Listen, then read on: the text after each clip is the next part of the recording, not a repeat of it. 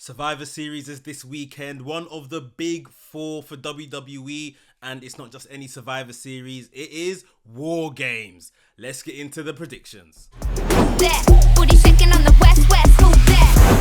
the first match we're going to talk about is Kito versus Santos Escobar. I am so happy, I am so relieved, I am overwhelmed at the fact that Santos Escobar looks to be returning to his heel character. Like, he is so good as a heel. For those of you that watched him in NXT, he was absolutely brilliant as the mob boss, if you like, the kind of Tony Montana-esque character that led Legado del Fantasma. Since he's been on the main roster, they've watered him down a bit. They've made him be a bit of a fanboy for Rey Mysterio. He's getting back to the darker side now. And rumor has it that he's going to be joined by two other guys that's going to make it a bit of a faction warfare, LWO versus, I guess, the new Legado del Fantasma, and those names are apparently going to be Angel Garza and Humberto Carrillo. In terms of this match, look, Kito, he's a nice bit of nostalgia. I don't care personally. I've never really cared about Kito in the WWE at all. So I'm definitely predicting that Santos Escobar wins here. He needs to win. If Santos Escobar loses to Kito, it's going to be very disappointing for this story, and I'm just generally going to be very disappointed anyway. So yeah, Santos Escobar for the win here, and then let's get into the Latino gang warfare. Next up, the Intercontinental title is on the line. The man that has broken the record for the longest reign in Gunther is going up for one of the people that have held the title the most times ever, The Miz. Or as Gunther has been referring to him, Mike Mizanin. This has been a great story. Just a little story, little kind of story beats, but it's really been good to kind of see Gunther come out of his shell. He's more than just a work rate machine. He's developing into a superstar and showing superstar traits, being able to talk fluently in segments with The Miz of all people, which is, you know, one of the top talkers in WWE, whether we like it or not. The Miz is up there. So, you know, Gunther has really shown another side of himself, which is very important. And I predicted that was the whole thing of putting this feud together in the first place, making Gunther come out of his shell, if you like, and show some other attributes in his game. The Miz has also been very good. He's held the fans in the palm of his hand and drawn sympathy and turned to a babyface very, very fast. We all still love Gunther. We all still know Gunther is going to retain here, and that is my prediction. Gunther is going to retain, but The Miz has shown how much of a pro he is here. He's going to add Gunther to this list of people he's helped to get over and push Gunther along. And, you know, really and truly, we're waiting for Gunther to drop this title at this point because we all want more for him. We want Gunther with that World Heavyweight title. The First Lady of the Judgment Day, Rhea Ripley, is taking on Zoe Starks, defending her Women's World title. Rhea Ripley, this title reign is beginning to get a bit more competitive, or she's at least getting more competitors. It was very dry in the beginning and she was very heavy on the Judgment Day stuff. Now we're seeing more of the angle where she's trying to keep the lads in the Judgment Day under wraps, at the same time defend her title, show that this is my division and she's the most dominant woman in the division.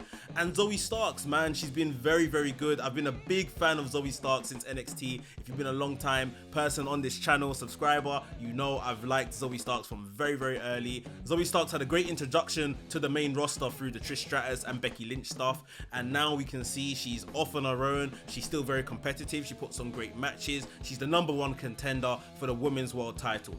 That all being said, she has no chance to beat Rhea Ripley. She ain't beating Rhea Ripley. Not a chance in hell. It's not happening. Not here. One day I think Zoe Starks is going to be champion. I think we could definitely get to a place where maybe the title is transitioned onto maybe like a Becky Lynch, and then, you know, we get a Becky Lynch, Zoe Stark eventually, and Zoe Stark picks it up. I really do think that a title is in her future, but not at this time. Rhea Ripley is currently on the run of her life. Again, not necessarily from a championship point of view, but just as a character, she is just one of the main focuses of Monday Night Raw every week with the Judgment Day. So yeah, Mummy ain't losing that world title, not here. Right, let's get on to these WarGames matches, right? This is Survivor Series WarGames. Let's talk about it. Let's start with the Women's WarGames match. We have the new and improved Damage Control. I'm absolutely loving them.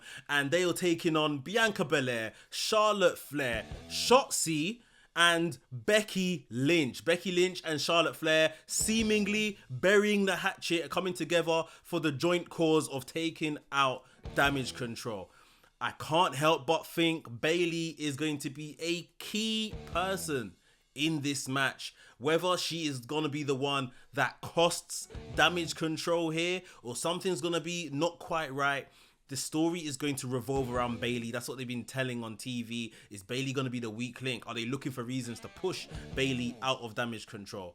Who's going to get the win in this match though? I'm going to have to go with Damage Control. All that being said, I am probably going to go with Damage Control at this time. They are the new faction. They've just strengthened, you know, with Kyrie, with Asuka. I can't see them losing. I don't think it'll be a good look if they lost here. But if they are to lose, I will definitely say it's probably because of Bayley. But for now, I will go with that team of Damage Control to get the win. And I can't help but think, you know, Shotzi being on the other side, that is basically an all-star team. She's probably there to take a pin. Last but not least, the men's War Games match. We have Judgment Day, Drew McIntyre taking on another all-star team of Cody Rhodes, Jey Uso, Sami Zayn, the World Heavyweight Champion Seth Rollins, and the returning Randy Orton. I can't lie, it's going to be good to see Randy. That initial moment, I think is going to be really fun. That initial pop and he comes out to all the adulation from the crowd. Do I care about seeing Randy Orton in 2023? No, not really. I don't. You know, it's kind of funny to me that his doctor has told him do not get back in a wrestling ring, and his first match back is not just a wrestling match, it is War Games. It's going to be very interesting to see how he operates in that cage, in that structure. It's not one for the faint-hearted. These matches are very chaotic, so we'll see how Randy gets on in the cage. But, you know, back to the match as a whole, this needs to be, for me, a blow-off. These guys have been fighting for the best part of all summer.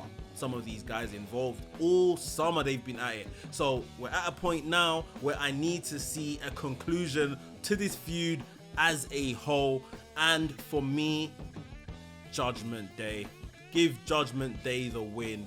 Judgment Day are a really strong faction right about now. I think a big win will do them a lot of favors. Of course, we have the likes of Damian Priest that has the briefcase in Judgment Day. We have Drew McIntyre, who was the most recent contender to the World Heavyweight title. So even if those guys win amongst themselves, even on Monday Night Raw, we saw the likes of Priest and McIntyre clashing heads a bit within Judgment Day. So I would really like that story to continue if Judgment Day get a win here. I don't think the face team do anything if they win. It's just probably a bunch of high fives and then what? Like, I don't know what it really means for them. I think there's more here if Judgment Day get the win. So yeah, for me, Judgment Day is going to be the pick. Judgment Day with Drew McIntyre. And yeah, we'll see where it goes from there, what the fallout will be. So those are my predictions for WWE Survivor Series 2023. I'm not expecting much from this pay-per-view. You know, the War Games matches should be really fun. Santos Escobar, like I said, I want it to be another kind of coming out party for him. Rhea Ripley, normal business. Gunther, normal business. I'm not expecting any Chicago legends to show up or anything like that. So yeah, just gonna watch it and really enjoy it, especially the War Games matches. It could be really fun. But I want to hear from you guys. Let me know down below in the comments who is gonna come out on top. Who do you think is gonna be the picks of the night, and are we going to see anybody else on this card maybe make a return to WWE? Let me know in the comments below. If you enjoyed today's video, I'd appreciate it if you hit the like button and subscribe to the channel, hit the notification bell as well. My name is Mex and I make videos on WWE and AEW, so if that sounds like something that you're interested in, hit that subscribe button. Guys, enjoy Survivor Series. WrestleManiac UK signing out, and I'll see you soon.